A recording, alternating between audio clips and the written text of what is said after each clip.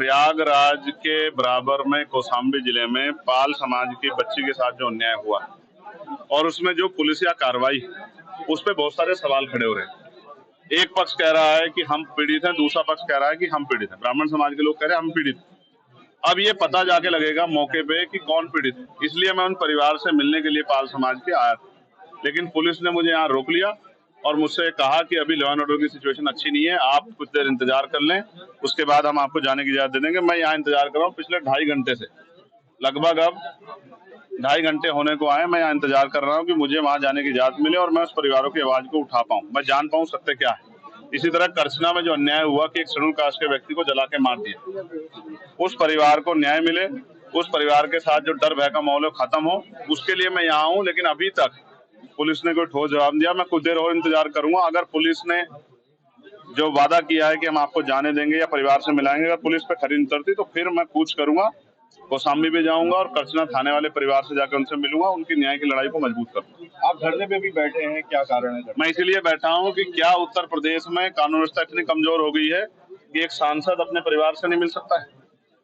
क्या हो गया उत्तर प्रदेश में? हम इलाहाबाद में, जहां पूरे उत्तर प्रदेश के लोग आते हैं न्याय मांग रहे हैं, हम तो लंबे समय से मेरठ में हाईकोर्ट की बेंच की मांग को भी उठा रहे हैं, लेकिन इलाहाबाद में इसलिए मुझे तो रोका गया। अपराधियों क्यों रोका गया? 500-700 पुलिस लगा के क्यों रोकना चाहते हो?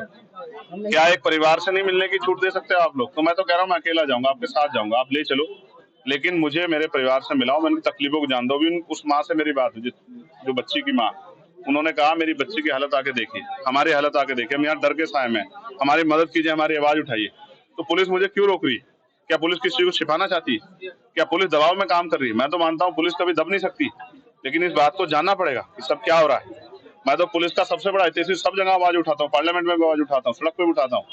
उनकी 8 घंटे की ड्यूटी हो, उनको न्याय मिले, उनको जो वेतन विसंगतियां वो दूर हो, उनके साथ जो है जो बॉर्डर स्कीम है वो खत्म हो। लेकिन क्या आज पुलिस मुझे रोक के जो है क्या कानून का हनन नहीं कर रही, संवैधानिक जो अधिकार है उनका हनन नहीं कर रही? इसका जवाब भी देना चाहिए। और मैं मीडिया से कहूंगा कि पुलिस से पूछे कि वो मुझे क्यों रोक के बैठे। धन्यवाद। आप थोड़ी देर पहले लाइव आए थे, आपने हाउस अरेस्ट की बात भी कही और सरकार को भी घेरा, क्या कुछ? उसी के बाद मुझे बाहर आके बैठना पड़ा, इसलिए लाइव आया कि मुझे जाना था कहाँ और मुझे लेके कहाँ गए।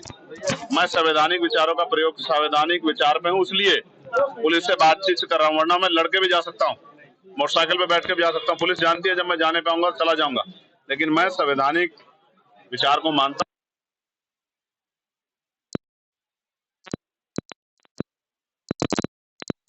तो फिर अभी तो इलाहाबाद में आप संघर्ष देख रहे हैं, फिर आप लखनऊ में देखना विधानसभा का घेराव होगा, मुख्यमंत्री आवास का घेराव होगा, इतने बड़े पैमाने पे होगा कि पूरे प्रदेश से ट्रेन में लोग आएंगे और लखनऊ का चक्का चक्का जाम कर। अच्छा, इटावा में हाल ही में एक घटना हुई जिसके बाद सुर्खियां तेज होगी, राजनीति जातिवाद पे आ गई, किस वजह से इसको देख रहे हैं? क्या इटावा में आप उस घटना की बात कर रहे हैं जहाँ एक यादव समाज के कथावाचक की चोटी काटी गई, उसको मूत्र जो है उससे नहलाया गया, उसी की बात कर रहे हैं क्या?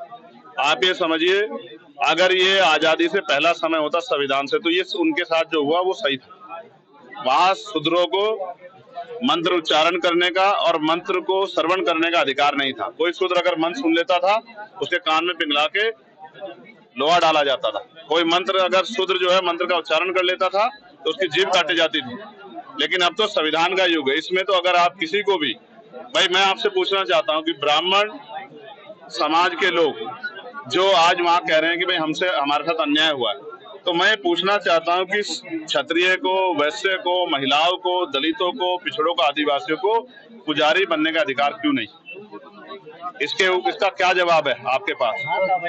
कि आपके पास क्या जवाब है कि संविधान जब सबको बराबर का अधिकार देता तो पूजा करने का अधिकार तो सबको है, कावड़ पे जाने का अधिकार सबको है, लेकिन पुजारी बनने का अधिकार क्यों नहीं है? बाबा साहब अम्बेडकर ने तो पूजा करने के लिए, मंदिर में जाने के लिए, पूजा करने के लिए नहीं, मंदिर में जाने के लिए संघर्ष किया था, कालाराम मंदिर में। तो क्या आप पुजारी बनने के लिए संघर्ष करना पड़ेगा? लेकिन मेरी लड़ाई दूसरी है, वैचारिक लड़ाई। मैं उनका स्वागत नहीं करूंगा, उनके साथ अन्याय हुआ इसलिए मैं उनके साथ खड़ा हूं।